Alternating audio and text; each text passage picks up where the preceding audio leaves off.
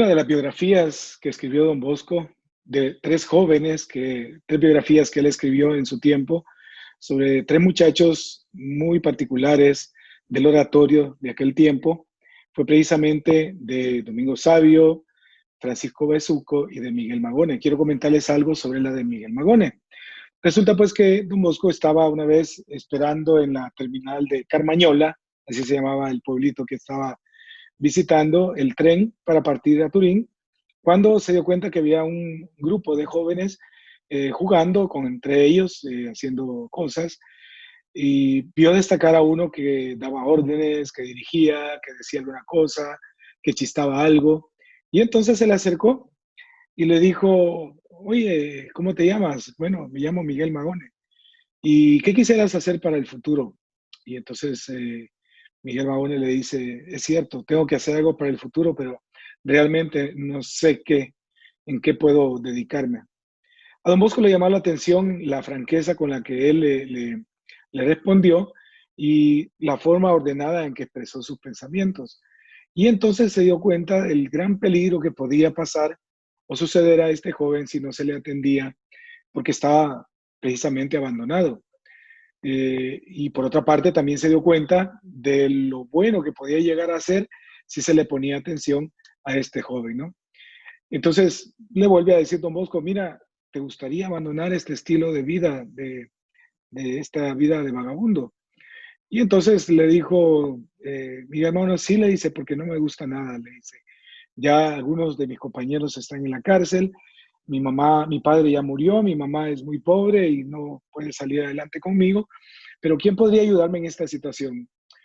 Y entonces Don Bosco le dice: mira, esta noche haz una oración al Señor, reza y vas a ver que Él va a cuidar de ti y también va a cuidar de todos nosotros.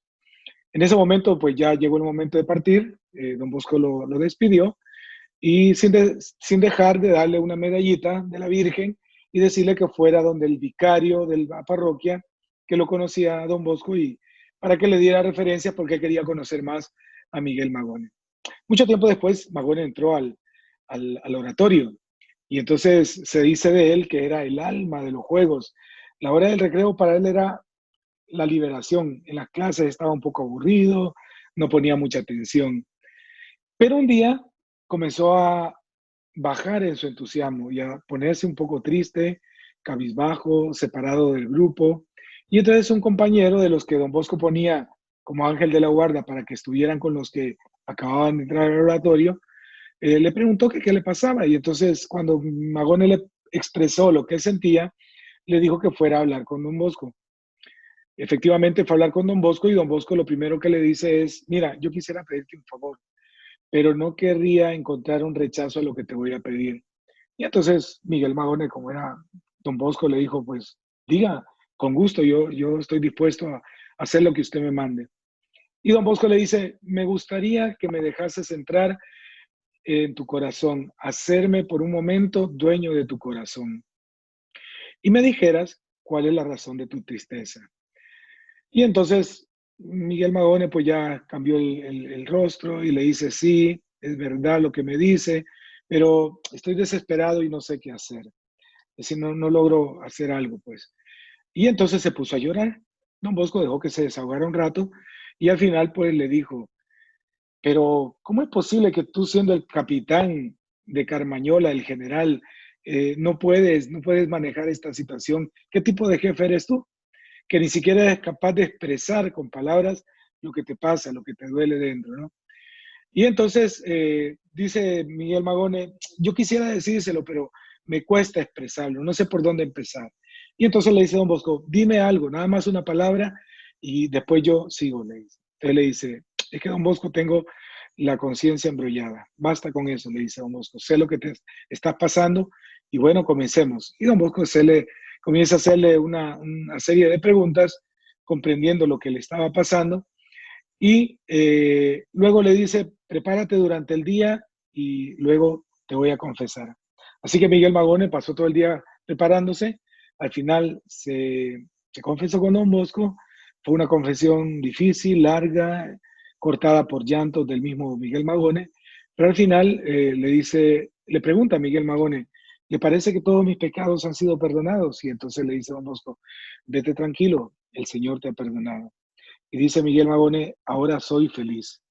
Desde ese momento comenzó a ser otra vez el jefe y el alma de los recreos del oratorio, pero ya de otra manera, con otro aspecto, con otra finalidad. Ahora con el deseo y el propósito precisamente de ser mejor. Yo te preguntaría a ti en este momento, coordinador, animador del grupo juvenil que estás en este curso, y aquellos pues que tienen alguna responsabilidad de animación, ¿cómo te sientes con el papel de animador?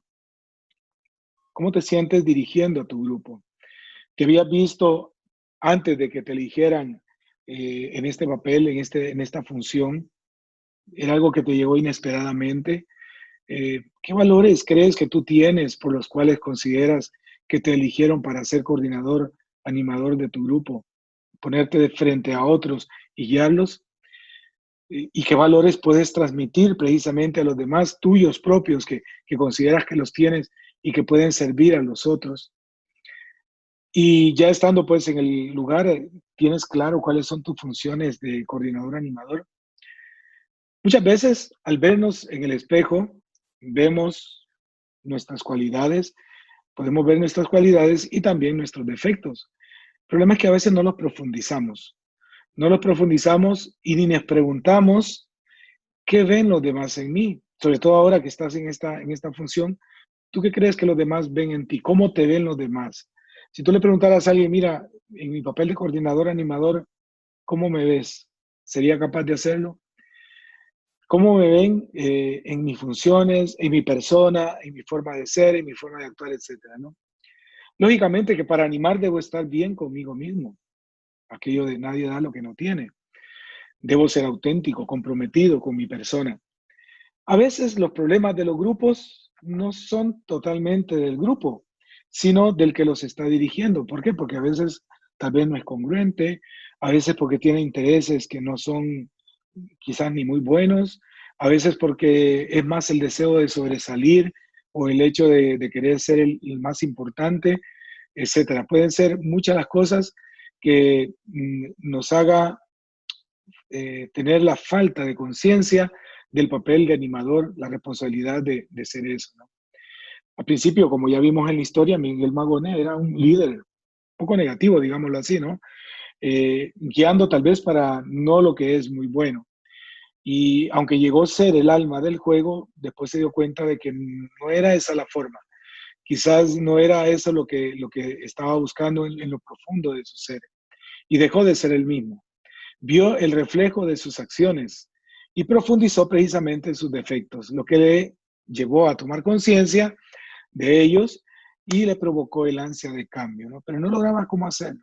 Qué interesante ahí la figura del acompañante, qué interesante ahí la figura del que está animando precisamente, ¿no? Y luego, lógicamente, la cosa pues cambió.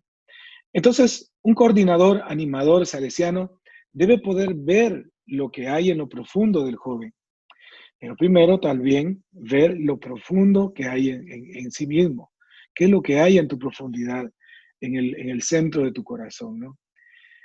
Cuentan que había una vez un país que era de pozos, creo que han escuchado la anécdota, destaquemos algunos elementos, el país de los pozos. Era un país en donde había muchos pozos, pero curiosamente no estaban llenos de agua, sino de cosas que iban acumulando y no se comunicaban entre ellos más que de los temas, de las cosas de las que ellos estaban llenos. Y por supuesto eran cosas superficiales. Pero resulta que al final lo que tenían no les llenaba, lo que supuestamente abundaba en ellos no les llenaba y tenían una sensación molesta en el fondo que no lograban identificar qué era. Algunos hicieron intento de buscar más en el fondo para ver si encontraban algo que diera respuesta a esta sensación de insatisfacción. ¿Qué era aquello? Y cuando lo compartían, otros les decían, ustedes se están metiendo en cosas que no son verdaderas, son falsas, solo existe lo que hay en la superficie. Sin embargo, ellos siguieron y comenzaron a vaciarse para poder llegar al fondo y vieron que el esfuerzo valía la pena y que en el fondo lograban sentirse ellos mismos y comenzaron a escarbar más profundo y cada uno profundizaba y sentía según lo que él era el mismo, o sea, en su individualidad, en su personalidad. Y entre más agua comenzaron a sacar, más frescos y renovados se comenzaron a sentir, como que volvían a tener vida. Y se dieron cuenta, profundizando, que el agua que fueron encontrando era la misma que estaba uniendo a cada uno de los demás pozos que habían hecho el ejercicio y que los conectaba a todos. Y que esa agua que los conectaba a todos, volvieron a descubrir que al final venía de un mismo lugar, de un manantial que estaba al pie de una montaña que pocas veces se habían dado cuenta que existía, sea por la neblina o sea porque ellos estaban ensimismados en lo suyo propio, ¿no?